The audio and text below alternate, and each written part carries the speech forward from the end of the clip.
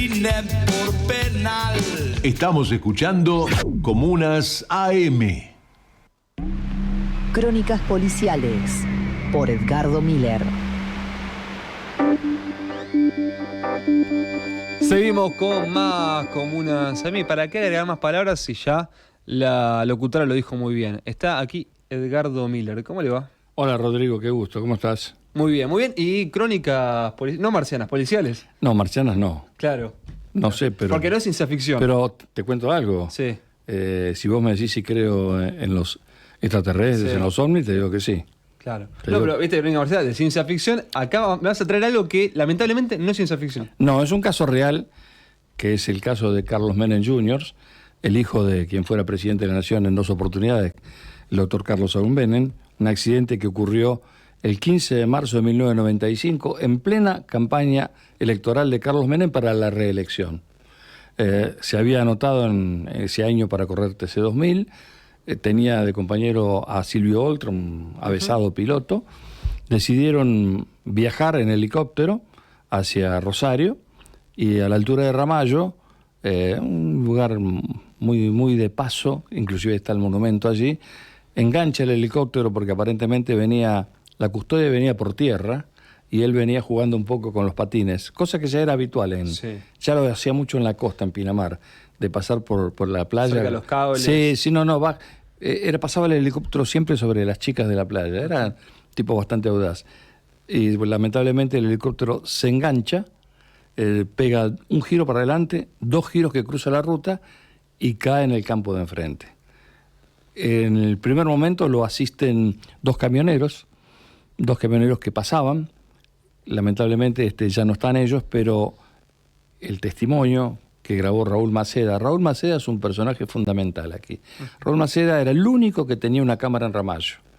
Vivía a la salida del pueblo. Cada accidente que había, los bomberos pasaban por su casa y lo llevaban. Por eso es el único testimonio que existe del accidente es el de Raúl Maceda.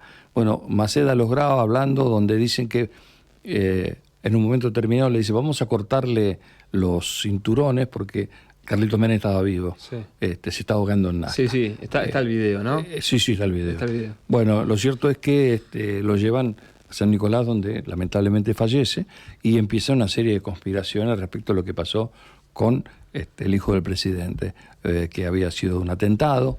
Sale el capitán Locles, un perito, que inclusive después tuvo algunos problemas por una pericia en la corte, fue suspendido como perito, quien dijo que el helicóptero había sido baleado, que los agujeros que se veían en el fuselaje del helicóptero pertenecían a disparos. Bueno, lo cierto es que el peritaje determinó que esos agujeros que había en el helicóptero tenían que ver con el golpe. Los helicópteros estos era un helicóptero, un Bell 2006B Jet Ranger, un super helicóptero de $14 millones, una cosa de locos. No, un helicóptero muy bueno. Los remaches, al golpear en el piso, se abren y producen la abertura. Claro, o sea, no es que había disparos. Bueno, lo cierto es que la investigación la toma el juez Villafuerte Russo, que en su momento fue fiscal en San Isidro, investigó muy seriamente. Te voy a contar algo que poca gente sabe. Zulema Yoma siempre decía que el accidente se había ocurrido porque no le habían cargado nafta cuando él sale de Buenos Aires. Lo cierto es que el testimonio de los 2 camioneros, porque vos sabés que el tanque del Bell es un tanque inflable, no es un tanque rígido. Se había roto el tanque y el combustible inundaba todo lo que había quedado en el helicóptero, que afortunadamente no se prendió fuego. Entonces se entera Zulema que yo tenía el video, que Raúl Maceda, a quien yo conocía, mirá las cosas de la vida. Los primeros documentales que yo hice, lo hice en el estudio de Raúl Maceda en Ramallo. Así que tenía una muy buena relación. Claro. Fui el primero que tuvo el video, que inclusive estaba censurado, es decir, por una cuestión no que había censura, una cuestión ética nuestra, no lo queríamos pasar. Bueno, lo cierto es que una tarde Zulema me invita a su casa, vivía allí en el departamento de la calle Posadas, le llevo el video y le llevo los testimonios, donde, bueno, evidentemente se demuestra, con los dichos de los camioneros, que, bueno, la cuestión era que el helicóptero tenía nafta, tampoco había tercer pasajero.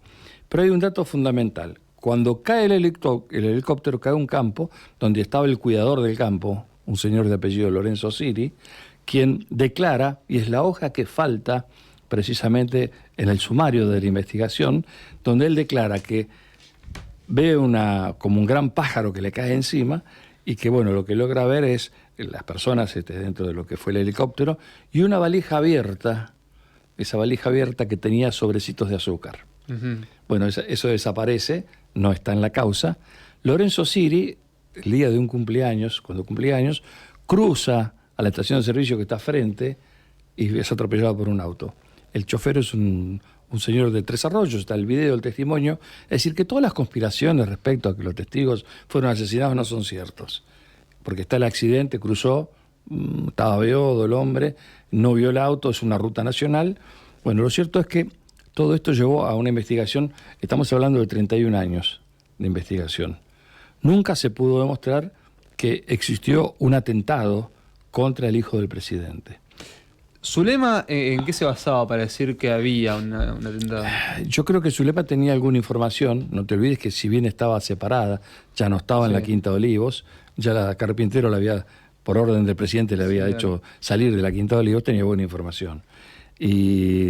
O información. Y le habían dicho que eso tenía que ver con el vuelto del atentado a la AMIA del año 94. ¿Te acuerdas que el atentado a la AMIA nunca se pudo esclarecer? Y hay también, bueno, hay muchos puntos oscuros en ese atentado, muchísimos puntos oscuros, respecto a quién participó y si fue contra el presidente Menem por alguna deuda que tuvo con la comunidad árabe. Que puede ser, esto puede ser cierto. Pero bueno, ella siguió luchando durante muchísimos años y hay un dato que llama la atención. Ella lo primero que hizo con los restos del helicóptero que se compactaron fue pedir el cobro del seguro. Es decir, las piezas no se preservaron. Se compactaron, la compañía se hizo cargo, pagó el seguro que curó Zulema Llama y ahí se terminó la investigación del aparato en sí.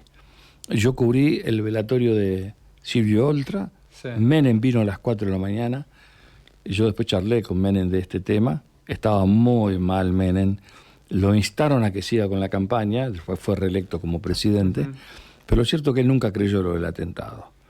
Más allá de que alguna vez en el año 92 dijo que sí, que está un poco como viste tratando de... Porque en algún momento se intentó acercar y se volvió a acercar después. De hecho, vivía con Zulema después. Claro. Pero bueno, es un caso emblemático porque es el hijo de un presidente. Se quiso calificar como el tercer atentado, teniendo en cuenta Embajada de Israel, 92, AMIA 94.